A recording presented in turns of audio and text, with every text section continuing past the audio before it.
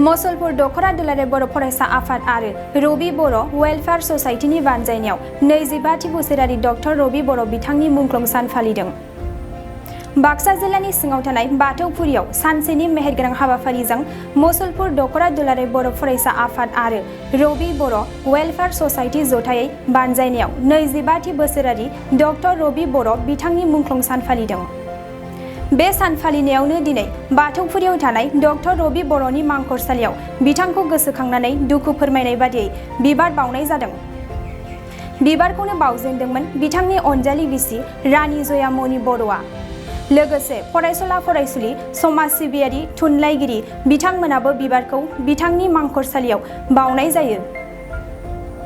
दिनैनि बे डक्टर रबि बर' बिथांनि मुंख्लं सान फालिनायावनो आसामनि मन्त्रि उर्खाव गोराब ब्रह्म आरो इएम राकेश ब्रह्म बिथांमोनाबो बाहागो लादोंमोन। बाहागो लानानै बिथांमोनाबो डक्टर रबि बर' बिथांनि मांखरसालियाव बिबार बावदों। मिथिहोनाय बादिब्ला डक्टर रबि बर' बिथाङा सासे बर' समाजखौ मोजां मोनग्रा, समाजखौ फोसाबग्रा, सुबुं अनसायग्रा आरो बयनिबो सुखु दुखुआव बाहागो लाफानानै मदद होग्रा सुबुंमोन। बिथांनि बे मुंख्लं सानजोंनो लोब्बा लाखिनानै बिथांनि गोसोखांथियाव गुबुन गुबुन फरायसालिनि फरायसाफोरनि गेजेराव खन्थाइगिरि जथुम खुंफुंनायजों लोगोसे खन्थाइ आवरायलायनाय हाबाफारिबो लाफानाय जादों।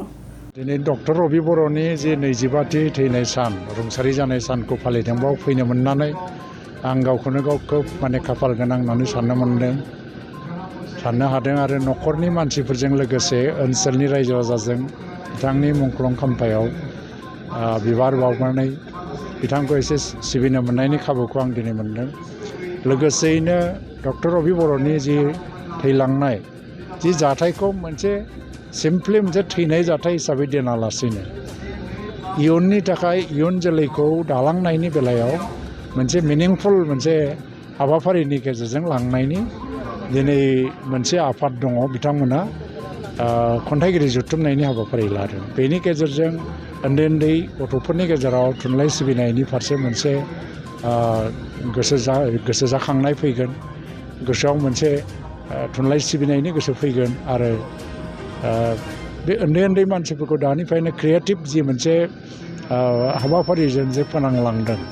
स' इयुन जेनेरेसन बा इयुन जोलैखौ क्रिएटिभ जेनेरेसन हिसाबै दालांनायाव बेबायदि हाबाफारिया जेब्लायबो मदद होयो। सार मसलपुराव थानाय जे बिथांनि मुंजों जे हस्पिटाल बेखौ जौगाखांनायनि थाखाय माबाफोर फैबाय थानाय समाव आसनि लागोन? दासिमथ' बियो मोनसे डिस्ट्रिक्ट हस्पिटाल हिसाबै जेखिनि सा सुबिदा होनांगौ हेल्थ एन्ड फेमिलि वेलफेयार डिपार्टमेन्टआव मिनिस्टारनो आंनो गासै जेंनाफोरखौ लिरनानै होजोब्बाय आरो वान बाय वान बिनि जेंनाफोरखौ सुफुंनायनि हाबाफारि लादों। लोगोसेयैनो दा मोनसे 30 बेडेड एक्सटेनसननि बाथ्रा फैदों।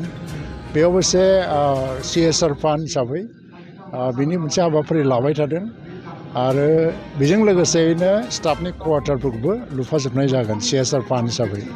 आरो लोगोसेयैनो दा आसाम गभर्नमेन्टनिफ्राय गासैबो डिस्ट्रिक्ट हेडक्वार्टारफ्राव थानाय हस्पिटालफोरखौ आपग्रेडेसन एबा डेभेलपमेन्टनि माखासे पलिसिफोर लागासिनो दङ। नाथाय दाबो बियो फाइनालाइज जायैखाय आं दिनै फोसावनाया गोब्राब जागोन। नाथाय आं मोनसे दिनै खोथा होनो हायो जे one of the best hospital आसामनि गेजेराव जि बेस्ट हस्पिटालफोर दङ डिस्ट्रिक्ट हेडक्वार्टारफोरनि गोदानै लुनाय हस्पिटालफ्रा जेरैबायदि गोबां सा सुबिदाफोर थानाय हस्पिटाल जायो बेबायदियैनो बे हस्पिटालखौ बानायलांनो थाखाय नाजालांनाय जागोन। बिथांनि थैनाय साना 25 बोसोर जाबाय। बेयाव गोबां रायजो राजाफोर फरायसा फरायसुलि गिदिर मानसिफोर फैनानै दिनै बिबार बावफैदों। बेनि बहुत मोजांनि बाथ्रा आरो जोंबो जोबोद खुसि जादों न'खरनि जानानै। आंबो बिसि हिसाबै 25 बोसोर सानाव जाहाथे बिथाङा मोजाङै आलो गोजोनै संसाराव जायगा मोनो बेनि थाखाय जों आर'ज गाबनाय जादों। आरो दिनै बिबार बावनाय सान बेखायनो रायजो राजाफोरखौ जोबोद हामलायनाय थाबाय आरो दिनै साननि थाखाय। दिनैथ' मा बुंनो रायजोफोरनि सिगाङाव जोबोद बोसोर दुखु जानानै थांबाय बेसेबा बोसोर। खिन्थु दिनै एसे मोजाङाव फैबाय आरो दिनै एसे थानाय न' बानायनो हाबाय बा थानो हाबाय, थानाय सुबिदा एसे जाबाय आरो दा। 20 मे डक्टर रबि बर'नि 25थि मुंख्लं सान मुसलपुरनि सासे गोजों अलंबार मुंख्लं डक्टर रबि बर'आ दिनैनि दिनावनो 25 बोसोर सिगां बे बुहुमखौ हारिनि थाखाय गावनि जिउखौ नागारलांदोंमोन। दिनै जोङो गोबांथार हाबाफारि लानानै नैबे बिथांनि मांखरसालियावनो बाथौफुरियाव थानाय बिथांनि मांखरसालियावनो जोङो हाबाफारि बानजायदों। बिथांनि मुसुखायाव बिबार बावनायनिफ्राय आलारि बाथि फोजोंनायनिफ्राय जागायनानै बिफां फुलि गायनाय आरो बिथांनि मुङाव नै मुंख्लं डक्टर रबि बर' गोसोखां खन्थाइगिरि जथुम बेयो दा जोंहा सोलिगासिनो दं। मुसलपुर दख'रा एबसुजों लोगोसे डक्टर रबि बर' वेलफेयार ससाइटि जों जथायै बे हाबाफारिखौ बानजायदों आरो बे हाबाफारियाव जोङो बेखेवगिरि नैबे खन्थाइगिरि जथुमनि बेखेवगिरि हिसाबै जोङो मानगोनां केबिनेट मन्त्रि इउजि ब्रह्म बिथाङा दानि बावैसो जोंहा बेखेवना थांदों। नंगौ बेवहाय जोंनि ओनसोलनि मुसलपुरनिल' नङा बेवहाय बरमानिफ्राय जागायनानै निकासिनिफ्राय जागायनानै बे गुवार ओनसोलनि माखासे मानि जाखांफुनाय खन्थाइगिरि बिथांमोना बेवहाय बाहागो लाफैदों। लोगोसेयावनो गोदान गोदान माखासे मानि खन्थाइगिरि बिथांमोनहाबो लोगोसे गोजाम माखासे खन्थाइगिरिफोर जोंहा दंखायो बिथांमोन बयबो बेवहाय बाहागो लाफैदों। नोंथाङा सरखारि साख्रि नागिरदोंना? नोंथांनि थाखाय मोनसे गोजोनथाव खौरां। नोंथांनि थाखाय दं एडुकेट पइन्ट, जेराव नोंथाङा सोलोंथाइ लानायनि गेजेरजों सरखारि साख्रिनि गुबुन गुबुन रोखोमनि गोब्राब आनजादफोरखौ उथ्रिसारनो हागोन आरो गावनि आथिङाव गसंथानो हागोन। बे एडुकेट पइन्टआव नोंथांमोना SSC, bank PO, bank clerk, bank SO, UPSC, FSC, defence, railway, state insurance, AAO, ADO एसिस्टेन्टजों लोगोसे स्टेट लेभेल जब आरो माखासे सरखारि साख्रिनि आनजादाव गोनांथि जानाय आयदाफोराव सोलोंथाइ लानो हागोन। मख'नो गोनांदि बे सोलोंसालियाव साख्रिनिल' नङा, बेयाव MBA आरो सैनिक स्कुल बायदियाव एडमिशननि थाखाय एन्ट्रेन्स होनो थाखायबो सोलोंथाइ लानो हागोन। बे सोलोंसालियाव गाहाम थाखो खथानि सुबिदा दं आरो सम मथे नोंथांनि सोलोंथाइखौ बे सोलोंसालियाव होनाय जागोन।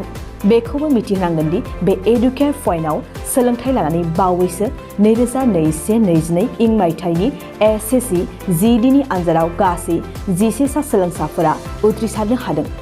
बारा नङा, गासै 15,000 रांजोंनो नोंथाङा बे सोलोंसालियाव 6 दानसिम सोलोंथाइखौ लानो हागोन। बे सोलोंसालिया क'क्राझार, बरपेटा रड, गवालपारा आरो बङाइगावआवबो दं। क'क्राझाराव सोलोंथाइ लानो गोसो गुदुं जानाय सुबुंफोरा 700-226-133 9101-536360 700-226-133 9101536360